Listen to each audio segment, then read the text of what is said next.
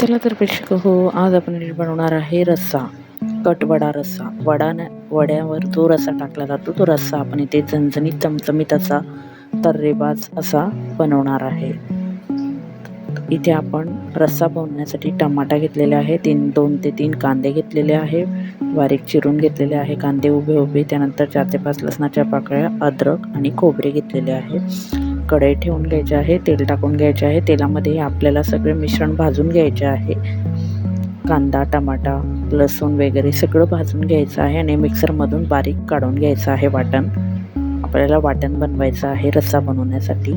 पण इथे वडा नाही बनवत आहोत. छान लालसर होईपर्यंत भाजू द्यायचा आहे कांदा. पण इथे फक्त रस्सा बनवणार आहोत. अगदी तुम्ही हॉटेलमध्ये खातात तसा रस्सा आपण इथे बनवणार आहोत आज घरच्या घरी, मस्त सोप्या पद्धतीने, जास्त काहीही लागत नाही. इथे आपण आता कढईमध्ये लसूण आणि खोबऱ्याचे काप टाकून घेतलेले आहे, तेही आपल्याला थोडे लालसर भाजून घ्यायचे आहे.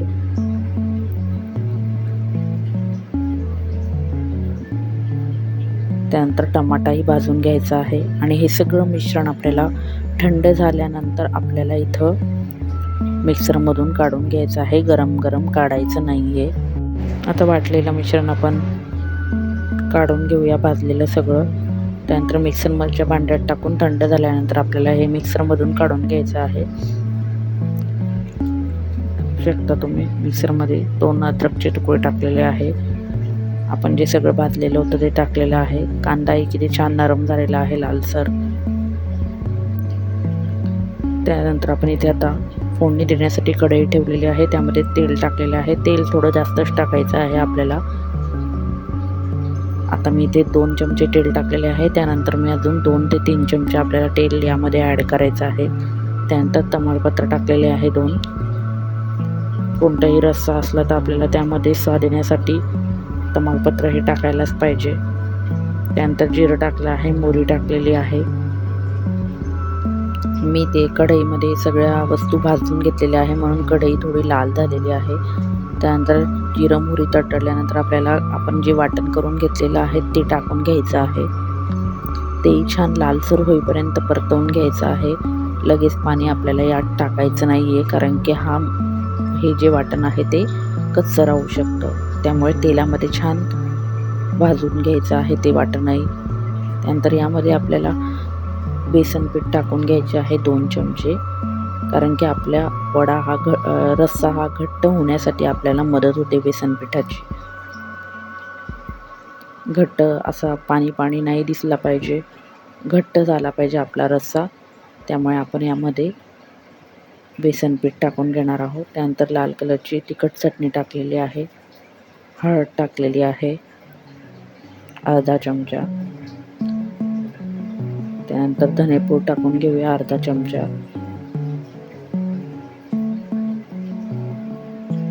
त्यानंतर काळा मसाला टाकलेला आहे अर्धा चमचा.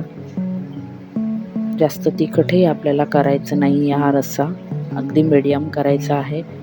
तुम्ही तुमच्या चवीनुसार टाकू शकतात मसाले. त्यानंतर आपल्याला पाणी टाकून घ्यायचं आहे थोडं मसाल्यामध्ये, कोरडा झालेला आहे म्हणून. कोरडा होऊ द्यायचा नाही आहे, नाहीतर खाली कढईला लागू शकतो मसाला. छान हलवत राहायचं आहे. तेल सुटेपर्यंत आपल्याला इथे मसाला हलवत राहायचा आहे. तुम्ही बघू शकता मसाला किती छान फ्राय होत आहे. असाच आपल्याला मसाला भाजून घ्यायचा आहे, कारण की तो कच्चा नाही राहणार. तुम्ही बघू शकता तेलही सुटत चाललेलं आहे. थोडं पाणी ॲड करायचं आहे, गरम पाणी टाकायचं आहे आपल्याला यामध्ये. थंड पाणी आपल्याला यात टाकायचं नाही आहे, कारण की आपण जेव्हा थंड पाणी मसाल्यामध्ये टाकतो तेव्हा आपल्या मसाल्याला तेल येत नाही. तुम्ही बघू शकता किती छान तेल आलेलं आहे मसाल्याला.